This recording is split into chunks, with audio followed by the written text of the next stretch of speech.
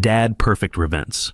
Tyler kicked the leg of my chair and gave me a choice. Either I get up and fix his broken coffee machine like the hired help, or I pack my bags and get out of his apartment. My daughter Angela stood there watching. She didn't defend me. She told me I was being difficult. She said I should be grateful for having a place to stay. So I didn't argue. I didn't yell. I just smiled, walked to my room, and grabbed the toolbox I'd been keeping ready for this exact moment. They thought they were kicking out some broke old maintenance guy who had nowhere else to go. They had no idea they were evicting their landlord. My name is Benjamin Pierce. I'm 58 years old. To my daughter and her husband, I'm just the building's handyman who lives in the basement apartment rent-free. They see the grease under my fingernails and assume I'm barely scraping by. They don't know these hands built Pierce Construction from nothing 35 years ago. They don't know I own this entire 12-unit complex we're standing in, plus 5 other rental properties across Phoenix. My net worth sits at $2.8 million, and I pull in $18,000 a month in rental income. They see a burden, I see a test, and they just failed it spectacularly. The whole thing started 2 years ago when Angela called me crying. Tyler's tech startup had crashed and burned, leaving them drowning in $180,000 of debt between his student loans and failed business expenses. They needed a place to stay while they got back on their feet. I owned this modest apartment building in Scottsdale, so I moved into the basement maintenance unit and let them have the nicest 2-bedroom on the top floor. I told them the property owner was letting them stay temporarily as a favor to me. What they didn't know was that I paid their $2,400 monthly rent through a shell company called Desert Property Management. I also secretly covered Tyler's BMW lease payments and Angela's credit card bills to keep them afloat. For 24 months, I watched Tyler treat me like his personal servant while living off my charity. He'd call me at all hours to fix leaky faucets, unclog drains, or reset circuit breakers. Not once did he say thank you. Not once did he offer to help with the work. He just assumed that's what the maintenance guy was there for. Angela was different, but not in a good way. She was polite enough, but distant. She'd make excuses for Tyler's behavior, saying he was under pressure trying to rebuild his career. She'd bring me leftover food sometimes, but it felt like charity, like she was being kind to the help. She never once asked about my life before I moved into the basement. She never wondered how a maintenance worker could afford the quality tools in my workshop, or why I seemed to know so much about property management and construction codes. This morning was different, though. Tyler walked into my small kitchen wearing his silk pajamas that cost more than most people make in a week. He looked at me like I was dirt on his expensive shoes. His hair was perfectly styled even though it was 8 a.m. on a Tuesday. He pointed at the fancy Italian espresso machine I'd installed in their apartment. "Hey Ben," he said, not bothering to make eye contact. "That piece of junk machine is acting up again. Angela's got an important Zoom call with a potential client in 20 minutes and she needs her coffee perfect. Go upstairs and fix it right now." I was sitting at my small kitchen table eating breakfast. Simple scrambled eggs and whole wheat toast. The same thing I'd eaten for 30 years. I'd worked construction since I was 23, building my company from a one-man operation into something that employed 25 people at its peak. I still preferred simple food and simple living, even though I could afford much more. I looked up at this 35-year-old kid who'd never built anything with his hands, never created a single job for another person, never solved a real problem in his life. He was telling me what to do in my own building. "I'm eating my breakfast, Tyler," I said calmly, taking another bite of eggs. "The instruction manual's right next to the machine upstairs. You've got 2 hands and a college degree. Figure it out." The silence that followed was sharp and cold. Tyler wasn't used to being told no by anyone, especially not by someone he considered beneath him. His face started turning red, and I could see the veins in his neck beginning to bulge. He stepped closer to my table, trying to use his height to intimidate me. "Listen, old man," he said, his voice getting louder. "You live here for free. You eat food that we pay for. You use electricity that we pay for. This whole setup is charity, and you damn well know it. The least you can do, the absolute bare minimum, is earn your keep when we need something done.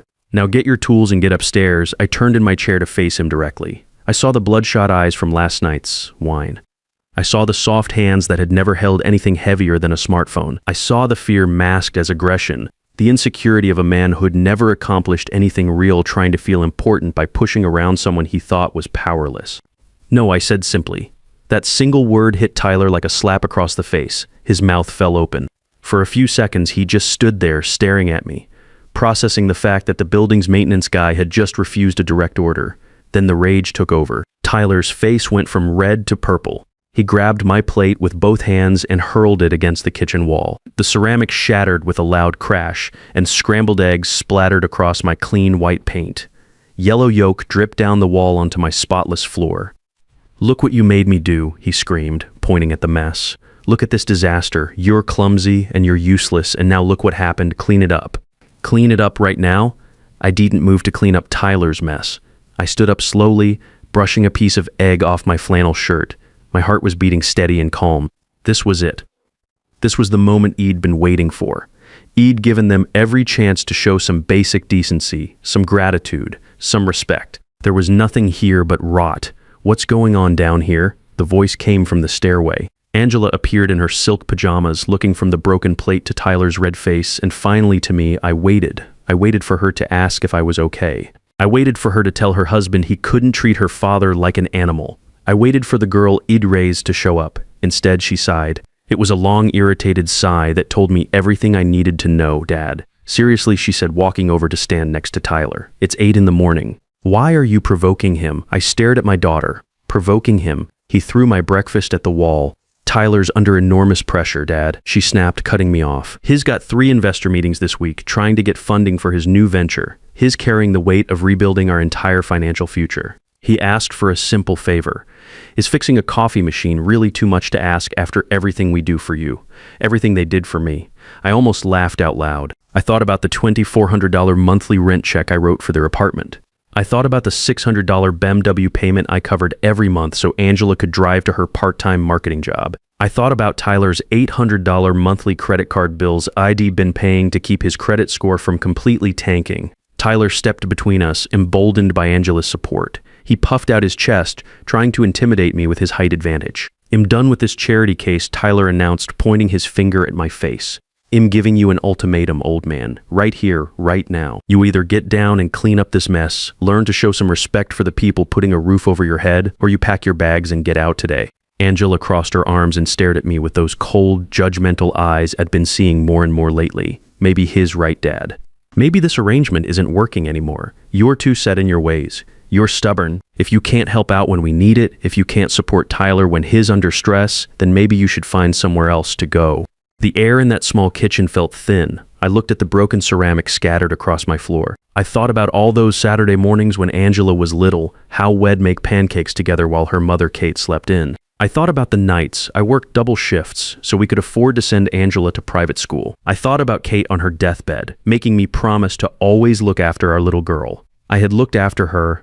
I'd built this whole empire so she'd never have to worry about money or security.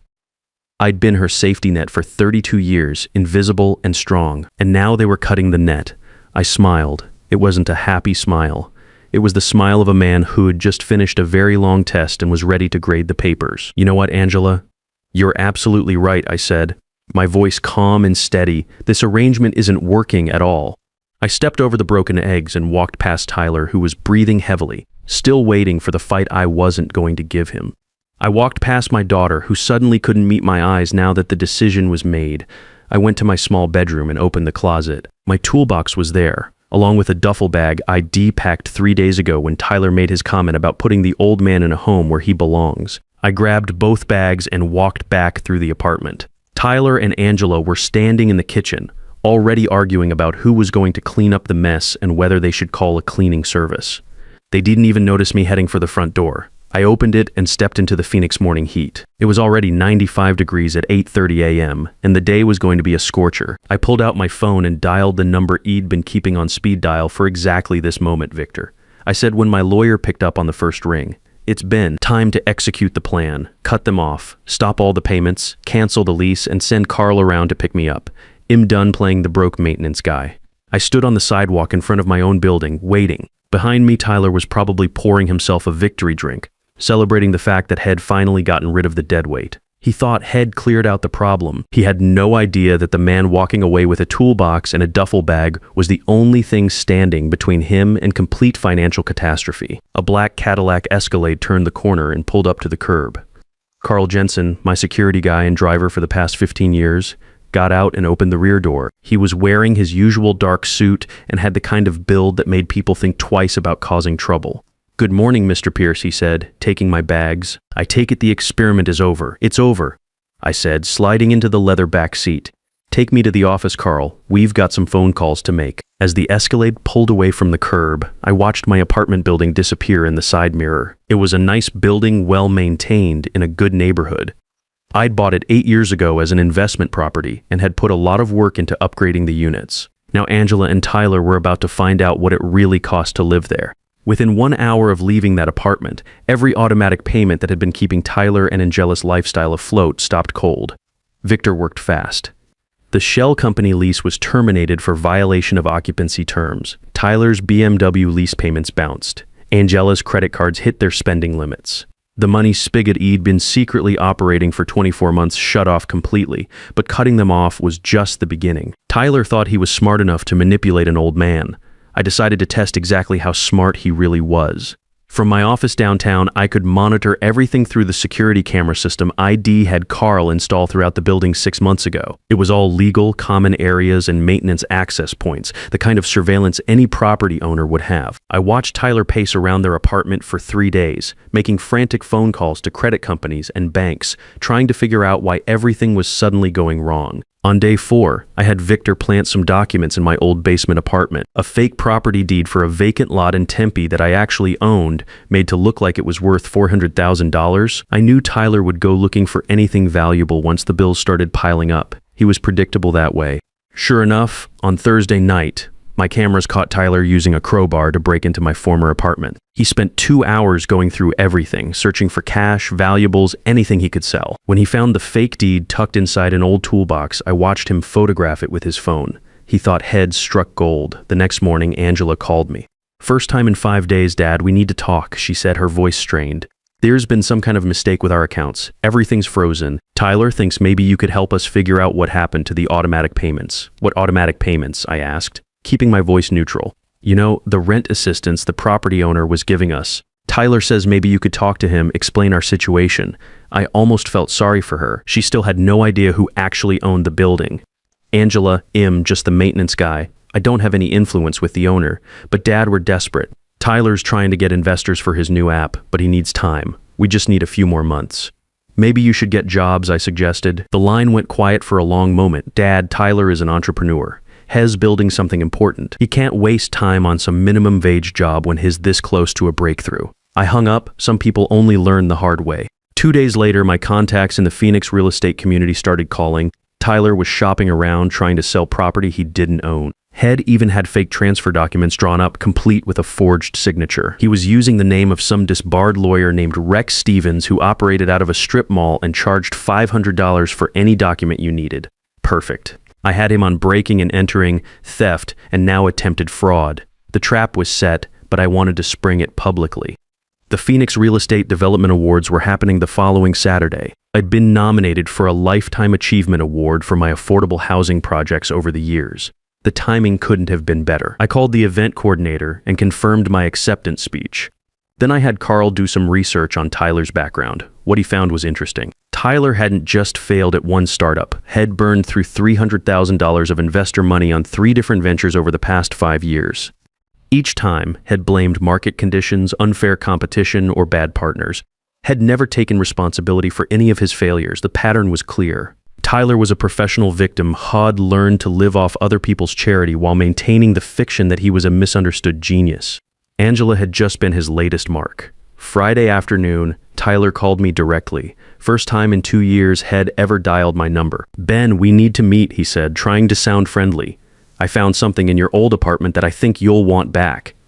Some important paperwork that got left behind. "What kind of paperwork?" I asked.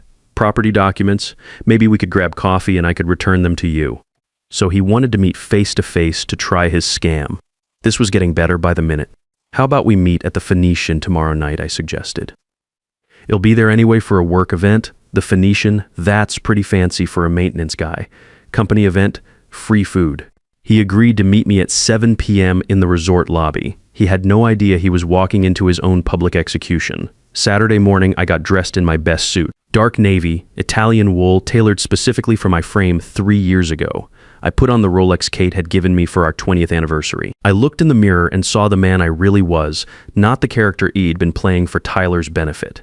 Angela called one more time before the event. Dad, Tyler's really excited about meeting you tonight. He says he found something that could solve all our financial problems. Is that right? He won't tell me what it is, but he's been in a great mood all day. Maybe this whole mess will finally get sorted out. Maybe it will, Angela. Maybe it will. I hung up and finished getting ready. In 3 hours, Tyler Rodriguez would learn the difference between confidence and competence, and Angela would learn what it really meant to stand on your own 2 feet. The Phoenix Real Estate Development Awards ceremony was held in the grand ballroom of the Phoenician Resort. About 400 people from the industry filled the room, everyone from small-time property managers to major developers who'd shaped the city skyline. I sat at table 3, close to the stage, wearing my navy suit and feeling completely at home among these people who understood what it meant to build something real. Tyler arrived at 6:45 p.m., 15 minutes early and clearly nervous. He was wearing a rumpled suit that looked like Head borrowed it from someone else. His hair was slicked back and he kept checking his phone every few seconds. He didn't have a ticket to the event, of course. His credit cards couldn't handle the $150 entry fee, but Eid arranged for him to be added to the guest list under my name. He found me at my table and sat down without being invited. "Ben, good to see you," he said, trying to sound casual. "Nice event. Didn't know you had connections in the real estate world. Company puts on a good show," I replied, sipping my water. "You said you found something of mine?" Tyler glanced around the room nervously, then leaned closer. "Yeah, about that. I was helping clean out your old apartment and I found some paperwork. Property documents. Looked pretty valuable. What kind of property?" "A lot in Tempe. According to the deed, it's worth around $400,000. He paused, watching my reaction. "Thing is, Ben, I know you're going through some financial difficulties right now, living in that basement, working maintenance. Maybe we could work something out. I've got connections with investors, people who could help you liquidate that property quickly." I nodded slowly. "That's very generous of you, Tyler. I'm thinking 60-40 split. You get the majority, obviously, but ID handle all the paperwork, find the buyers, take care of the legal stuff. You wouldn't have to worry about any of it." 60-40 sounds fair, I said. "Do you have the documents with you?" Tyler's eyes lit up. He reached into his jacket and pulled out a manila envelope right here. I even had my lawyer friend look them over. He says it's all legitimate. "Your lawyer friend, Rex Stevens. His got experience with property transactions, Rex Stevens. The disbarred attorney Hodge $500 to forge any document you needed." This was getting better by the minute. The lights dimmed and the ceremony began. Tyler sat through the first hour of awards, getting more impatient by the minute. He kept checking his watch and glancing at the envelope in his lap. He was convinced he was sitting on a gold mine and couldn't wait to cash in. Finally, the master of ceremonies reached the Lifetime Achievement Award. Our final honor tonight goes to a man who spent 35 years building affordable housing throughout the Phoenix metro area. His company has constructed over 300 residential units, created thousands of jobs, and contributed millions in economic development. Please welcome the founder of Pierce Construction and owner of multiple residential properties throughout Scottsdale and Phoenix, Benjamin Pierce. The applause was thunderous. 400 people stood up, recognizing work they knew and respected. I stood up from my chair and walked toward the stage. Behind me, I could hear Tyler's sharp intake of breath as the pieces finally started falling into place. I accepted the Crystal Award and stepped to the microphone. The spotlight was warm, the room was quiet, and every eye in the building was focused on me. "Thank you for this incredible honor," I began. "I've spent my entire adult life in construction and real estate because I believe in building things that last. I believe in creating value. I believe in taking care of the people who depend on you." I paused, letting the room settle. 2 years ago, I decided to conduct an experiment. I wanted to see what would happen if I lived anonymously in one of my own properties, watching how people treated someone they thought was powerless. The room was dead silent. Tyler had gone completely white. The person sitting at my table tonight spent 2 years treating me like his personal servant. He kicked my chair, threw my food against the wall, and told me to get out of my own building because I wouldn't make his coffee. Gasps rippled through the crowd. People turned to stare at Tyler, who was frantically looking for an exit. This same person broke into my apartment, stole property documents, and is currently trying to sell land that doesn't belong to him using forged signatures from a disbarred attorney. Tyler bolted from his chair and tried to run. Security was already moving to intercept him. They grabbed him near the ballroom doors while the entire room watched. "The Phoenix police have been very interested in those forged documents." I continued into the microphone. "Amazing how people reveal their true character when they think nobody important is watching." They escorted Tyler out in handcuffs while the crowd erupted in shocked conversation. I finished my speech, thanked the audience again, and left through the side exit. Angela was waiting in the hallway, tears streaming down her face. "Dad, I had no idea about any of this." Tyler never told me about the documents. I stopped and looked at my daughter, Angela. You stood in that kitchen and watched him humiliate me. You chose his comfort over your father's dignity. This isn't about the money or the property. It's about respect. But I didn't know who you really were. You knew who I was. I was your father. That should have been enough. Tyler got 18 months probation for fraud and forgery. He had to pay $50,000 in restitution and move back to California to live with his parents. His investor meetings mysteriously dried up when word got around about his arrest. Angela lost the apartment and had to find her first real job in years. She rented a small studio across town and worked as a receptionist at a dental office. For 10 months, we didn't speak. Then I got a handwritten letter in the mail. Dad, I saved $1,200 for a security deposit on a better apartment.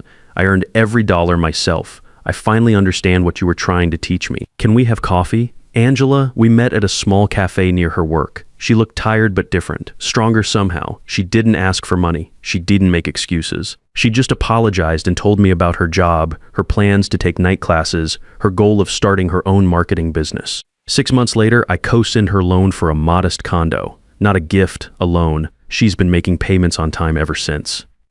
Last week, she brought me dinner and we sat on her little patio, talking about her business plan. She still doesn't know the full extent of what I own. Maybe someday it'll tell her, but right now she's learning something more valuable than money. She's learning that respect isn't inherited. It's earned one honest day at a time. As for Tyler, he calls sometimes trying to get Angela to ask me for help with his legal bills. She hangs up on him every time. Some lessons stick better than others. I learned that real wealth isn't measured in bank accounts or property deeds. It's measured in the respect you earn through honest work and the character you build when nobody thinks you're watching. Sometimes the greatest gift you can give someone you love is letting them fall hard enough to discover their own strength, because dignity can't be inherited. It has to be earned one difficult decision at a time.